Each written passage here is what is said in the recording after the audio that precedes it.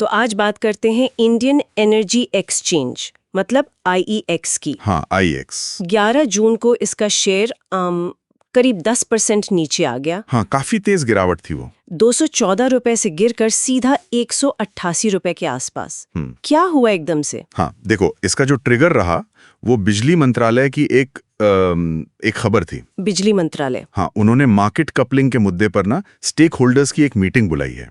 अच्छा, ये market coupling. बस इसी खबर से मार्केट में थोड़ी चिंता फैल गई। हाँ, ये शब्द आजकल काफी सुनने में आ रहा है, मार्केट कपलिंग। हाँ, तो इसी ने ये खलबली मचाई? लगता तो यही है। चलिए जरा समझते हैं कि ये है क्या भला और IEX के लिए इसके क्या मायने हो सकते हैं। ये इंटरेस्टिंग है। बिल्कुल।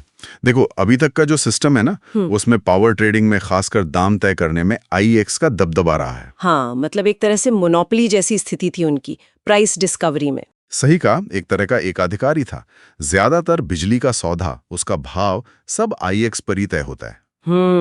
अब ये जो मार्केट कपलिंग का प्रस्ताव है वो ये कहता है कि जितने भी पावर एक्सचेंज हैं, हाँ, उन सबको एक प्लेटफॉर्म पर लाया जाए। एक सेंट्रलाइज सिस्टम बने। अच्छा। एक कॉमन प्लेटफॉर्म। हाँ, और सबसे बड़ी बात यह है कि बिजली का दाम जो है, हाँ, वो कोई इंडिपेंडेंट पार्टी तय करेगी। एक्सचेंज खुद नहीं? नहीं, एक्सचेंज नहीं, कोई थर्ड पार्टी मैकेनिज्म होगा। ओहो, तो मतलब IEX की जो प्राइसिंग पावर थी, जो दाम तय करने की ताकत थी, वो तो सीधी सीधे कम हो जाएगी फिर। बिल्कुल। शायद यही डर है जो शेयर गिरने की वजह बना। एग्जैक्टली। निवेशकों को, मतलब मार्केट को, यही चिंता है कि अगर ये मार्केट कपलिंग लागू हो गई ना, हाँ, तो IEX को जो एक बढ़त हासिल है, जो कॉम्पिटिटिव एज है, वो खत्म हो सकती है या कमजोर पड़ सकती है। तो बस इसी आशंका में फिर बिकवाली शुरू हो गई। ये रेगुलेटरी चिंता वाली बात तो समझ में आती है, पर अगर कंपनी के अपने प्रदर्शन की बात करें, फंडामेंटल्स की, क्या उसमें कोई कमी दिख रही थी? नहीं, नहीं।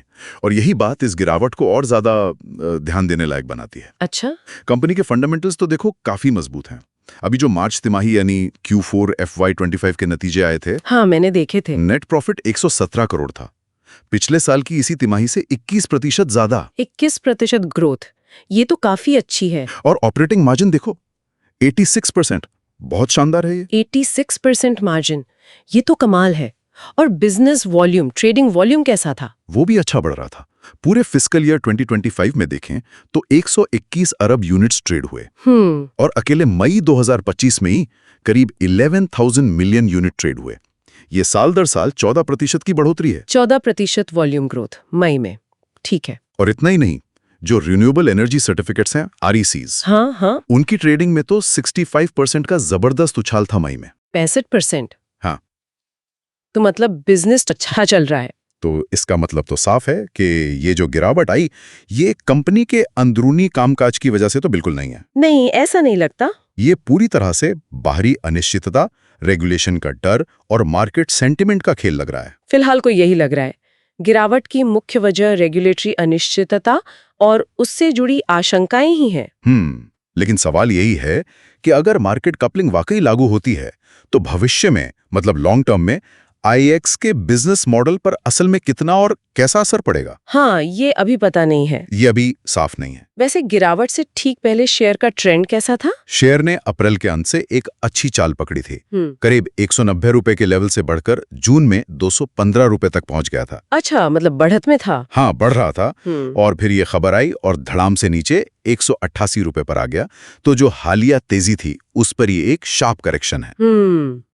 अब टेक्निकल नजरिए से देखें तो 180-185 रुपए का जो जोन है, वो एक जरूरी सपोर्ट लेवल माना जा रहा है। ठीक है। तो मतलब कुल मिलाकर कहानी ये बन रही है कि एक मजबूत फंडामेंटल वाली, अच्छा प्रदर्शन कर रही कंपनी के शेयर पर रेगुलेटरी बदलाव की एक तलवार सी लटक गई है। बिल्कुल। अब आगे क्या देखना जरूरी होगा, किन चीजों पर नजर रखनी चाहिए? देखो, अब सबकी नजरें बिजली मंत्रालय की उस स्टेक होल्डर मीटिंग पर हैं। हाँ, उसके नतीजों पर। हाँ, कि मीटिंग में क्या होता है, सरकार मार्केट कपलिंग को कैसे लागू करने का प्लान करती है, उसका पूरा फ्रेमवर्क क्या होगा, फिर IEX इस पर कैसे रिएक्ट करता है, और सबसे जरूरी बात, क्या कंपनी अपने वॉल्यूम और प्रॉफिट के जो मजबूत आंकड़े दिखा रही है, वो आगे भी जारी रख पाती है या नहीं। ये सब देखना होगा। ये सब देखना होगा।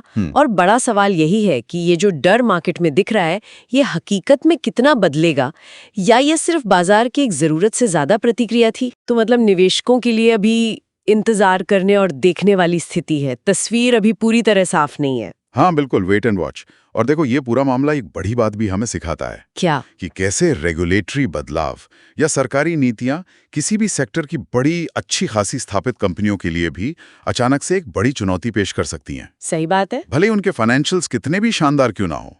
ये दिखाता है कि सिर्फ कंपनी के नंबर देखना काफी नहीं होता। हाँ, बाहरी माहौल पे नजर रखना भी उतना ही जरूरी है। बिल्कुल, बाहरी माहौल, रेगुलेशंस, नीतियां, इनका असर बहुत गहरा हो सकता है।